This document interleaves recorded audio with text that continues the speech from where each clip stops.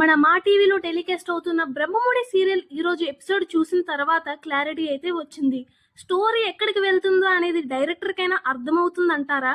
ఈ రోజు ఎపిసోడ్ లో కూడా మేజర్ గా ఏం జరిగిందంటే రేఖ మళ్ళీ ఫుల్ డామినేషన్ మోడ్ లో అయితే ఉంది. అపర్ణ గారిని కూడా ఎమోషనల్ గా బ్రేక్ చేసి తనను కూడా తన కంట్రోల్లో తెచ్చుకోవాలని చూస్తుంది. రేఖ ఎంత చీప్ గా బిహేవ్ చేస్తుందంటే సుభాష్ గారి లైఫ్ ని కూడా డేంజర్ లో పెట్టి సిచ్యువేషన్ మొత్తం తన సైడ్ ఉండేలా మార్చుకుంటుంది. అపర్ణ గారు కూడా ఇప్పుడైతే నిస్సహాయత స్థితిలో అయితే ఉన్నారు. ఇక్కడ ఇంపార్టెంట్ పాయింట్ ఏంటి అంటే ఇందు ఏం చేస్తుంది, సిచ్యువేషన్ చూస్తుంది, బాధపడుతుంది, కానీ యాక్షన్ తీసుకోవట్లేదు. కావ్య రాజుల కూతురు అంటే ఎలా ఉండాలి, దుగ్గిరాలు వారసురాలంటే ఎలా ఉండాలి, అవేమీ అయితే ఇందులో అయితే కనబడట్లేదు.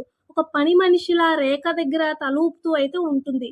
ఇదైతే ఆడియన్స్ కి బాగా నెగిటివ్ ఇంపాక్ట్ అయితే చూపిస్తుంది. ఇప్పుడు బిగ్గెస్ట్ ఇష్యూ ఏంటి అంటే కావ్య రాజుల ఫ్యాన్స్ ఫుల్ అప్సెట్ లో అయితే ఉన్నారు. ఎందుకు అంటే కావ్య రాజుల పేరు వల్ల బ్రహ్మముడి సీరియల్ కి మంచి పేరు వచ్చి మంచి టీఆర్పీ అయితే వచ్చేది. మరి ఫస్ట్ జనరేషన్ అయిపోయిన తర్వాత వాళ్ళ కూతురు ఇందు ఇంకా రాజ్ వాళ్ళిద్దరు లవ్ ట్రాక్ అనేది కనబడాలి కదా. సీరియల్లో అది ఇంకా ఇప్పటికీ కనబడట్లేదు. స్టోరీలో ఒక్క పాజిటివ్ మూమెంట్స్ అయినా కనబడట్లేదు. ఎప్పుడు చూసినా నెగటివ్ టోన్ తోనే ఉంటుంది స్టోరీ అంతా. ఇప్పుడు బ్రహ్మముడి సీరియల్ ఫ్యాన్స్ కి ఏం ఎక్స్పెక్టేషన్స్ ఉన్నాయో మాట్లాడుకుందాం.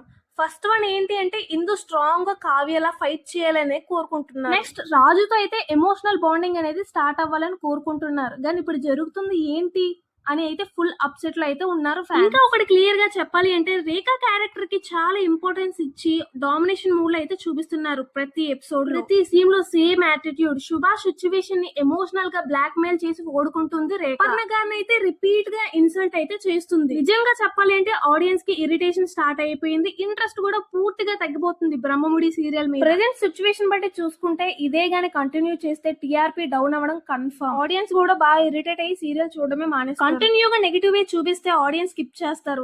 ఇందులో ఏం లేదు, అంతా డొల్లా బోరింగ్ ఉందని ఫిక్స్ అయిపోతారు బ్లైండ్. ఇది స్మాల్ ఇష్యూ కాదు, డేంజర్ సిగ్నల్.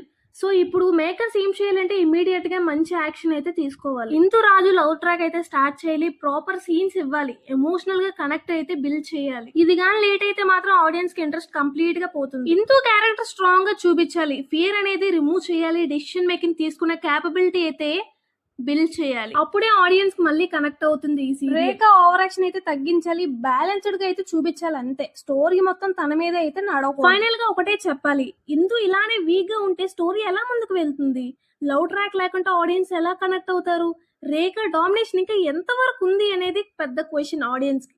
మీ హానెస్ట్ ఒపీనియన్ కమెంట్ బాక్స్ లో అయితే చెప్పండి. ఇప్పుడే చేంజ్ కావాలనుకుంటున్నారా లేకంటే ఆల్రెడీ లేట్ అయిపోయింది అనుకుంటున్నారా కూడా కమెంట్ చేయండి. అలానే మన ఛానల్ ని కూడా సబ్స్క్రైబ్ చేసుకోండి. Thank you.